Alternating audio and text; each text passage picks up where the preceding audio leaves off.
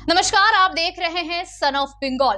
देश बंधु चित्तरंजन दास की 155वीं जयंती के अवसर पर आज रानीगंज के नेताजी स्टैचू के पास बांग्ला पक्ष की तरफ से चित्तरंजन दास को श्रद्धांजलि अर्पित की गई। इस मौके पर संगठन के रानीगंज शाखा के सेक्रेटरी राजा बैनर्जी ने कहा कि आज देश बंधु चित्तरंजन दास की जयंती है। उन्होंने बंगाल के नायक नेताजी सुभाष चंद्र बोस को प्रेरित किया था।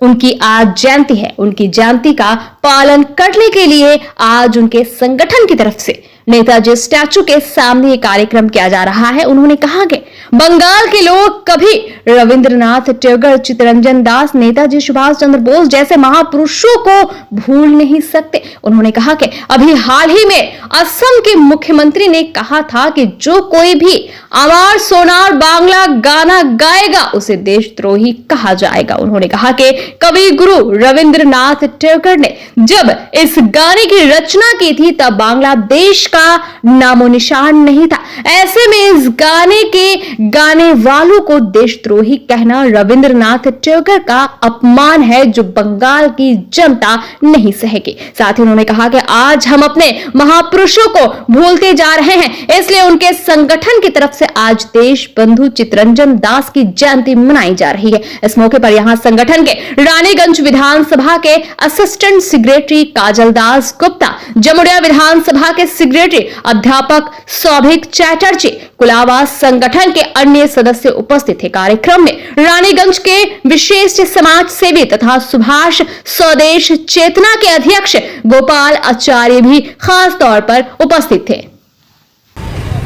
आज 5ই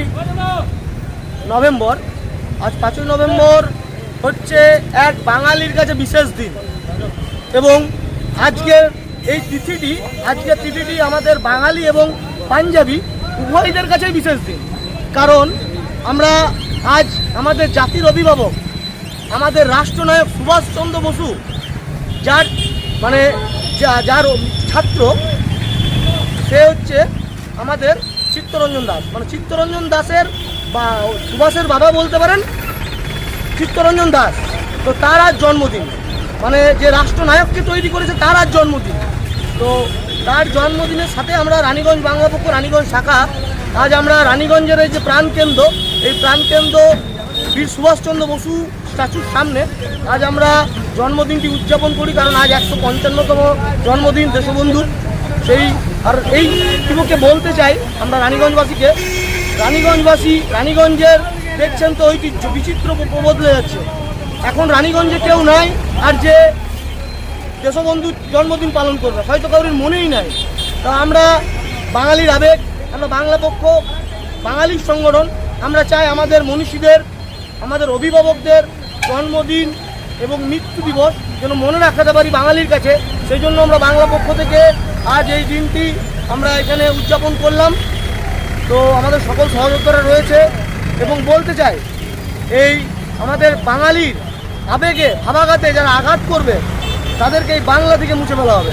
কারণ আমাদের রবি ঠাকুরকে বাঙালিদের কাছ থেকে ভোলানো যাবে না। রবি ঠাকুরকে বাঙালিরা কোনোদিন ভুলতে পারবে না। কিছুদিন আগে অসমের মুখ্যমন্ত্রী হেমন্ত বিশ্ব শর্মা বলেন আমার সোনার বাংলা গান যে করবে সে নাকি রাষ্ট্রদ্রোহী। ঠিক আছে, তো সোনার বাংলা গান রচনা হয় বঙ্গভঙ্গের সময়, তখন কিন্তু বাংলাদেশের কোনো জানজমিও হয়ে ওঠে নাই। ঠিক আছে, তো আমরা এইখানে বলতে চাই যে আমরা রবি ঠাকুরকে ভুলতে চাই না। ঠিক আছে, ওনাদের যারা ভোলাতে আসবে রবি ঠাকুরকে এই ভারতের মাটিতে, এই পশ্চিমবঙ্গের মাটিতে, তাদেরকে পশ্চিমবঙ্গ থেকে মুছে ফেলা হবে। কারণ রবি ঠাকুর আমাদের আবেগ, চিত্তরঞ্জন দাস আমাদের আবেগ।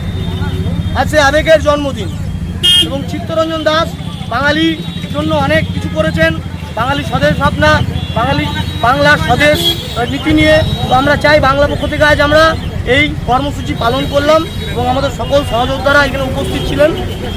জয় বাংলা। আপনার নাম পরিচয়? আমার নাম রাজা বন্দ্যোপাধ্যায়, বাংলা পক্ষ রানীগঞ্জ বিধানসভা প্রাচীন গর্ব বাঙালি তথা ভারত রত্ন দেশবন্ধু চিত্তরঞ্জন দাসের এক শুভ জন্মদিনে এই তরুণ তরতাজা কয়েকটি ছেলে তরুণ জামুড়া থেকে রানীগঞ্জ পর্যন্ত তারা এখানে এসে নেতাজি মর্মর মূর্তির পাদদেশে আমরা দেখতে পাচ্ছি যে দেশবন্ধু চিত্তরঞ্জন দাসের তাদের জন্মদিন উৎসব তারা পালন করছে।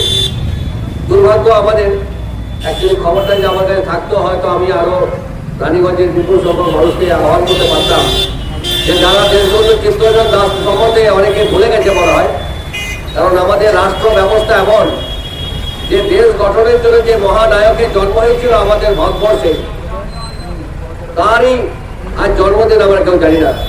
দেশবন্ধু নামটা এই জন্য হয়েছিল, দেশের জন্য তিনি সর্বস্ব ত্যাগ করেছিলেন। কলকাতা হাইকোর্টের এত বড় ব্যারিস্টার, দেশের এত বড় নেতা, তার নিজের জীবনে তার পিতৃ উত্তরসূরিদের যত যাবতীয় সম্পত্তি, তিনি রূপোর থালায় খাবার খেতেন, সমস্ত সম্পত্তি দান করেছিলেন ব্রিটিশ পরাধীন ভারতবর্ষে ভারতের স্বাধীনতা আন্দোলনের অর্থ যোগানের জন্য।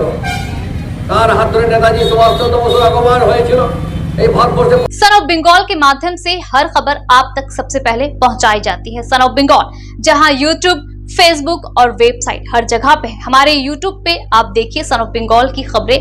इसके अलावा सब्सक्राइब कीजिए, फेसबुक पे जाइए, फेसबुक पेज को फॉलो कीजिए। इसके अलावा हमारे वेबसाइट पर भी जाकर आप देख सकते हैं हर तरह की खबरें सबसे पहले। जी हाँ, हमारा वेबसाइट है www.sonofbengal.in।